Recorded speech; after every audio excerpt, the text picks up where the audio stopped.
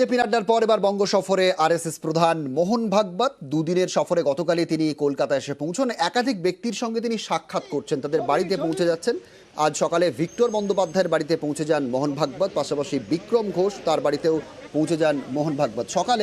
সকালে পৌঁছে যান প্রথমে ভিক্টর বন্দ্যোপাধ্যায়ের বাড়িতে। গতকাল কলকাতায় আসেন দুদিনের সফরে, আজ তার সফরের শেষ দিন এবং সকালে ভিক্টর বন্দ্যোপাধ্যায়ের বাড়িতে পৌঁছে তার সঙ্গে সাক্ষাৎ করেন, কথাবার্তা বলেন। তারপর তবলাবাদক সঙ্গীত শিল্পী বিক্রম ঘোষের বাড়িতে পৌঁছে যান আরএসএস প্রধান মোহন ভাগবত।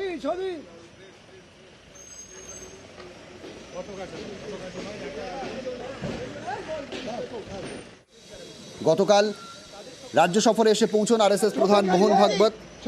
প্রাক্তন মন্ত্রী উপেন বিশ্বাসের বাড়িতে গতকাল পৌঁছে গিয়েছিলেন। আজ সকালে ভিক্টর বন্দ্যোপাধ্যায়ের বাড়িতে প্রথমে যান, তারপর বিক্রম ঘোষের বাড়িতে যান মোহন ভাগবত, তার সঙ্গে কথাবার্তা বলেন।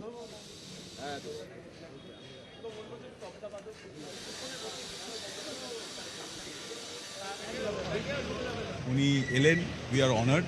অনেকক্ষণ গান বাজনা শুনলেন, আমার দুই ছেলের বাজনা শুনলেন, সকলের সঙ্গে একসঙ্গে বসে খেলেন। Future of Indian classical music নিয়ে কিভাবে আমরা আরো জিনিসটাকে এগিয়ে নিয়ে যেতে পারি। তো খুব সুন্দর একটা সময় কাটলো। 22শে জানুয়ারিতেও যাওয়া হবে না, আমার সেদিন দুটো শো আছে, একটা আমন্ত্রণ করেছেন পরে যাওয়ার, সেটা কোনো একটা সময় হয়তো হবে। বিষ্ণুপুরের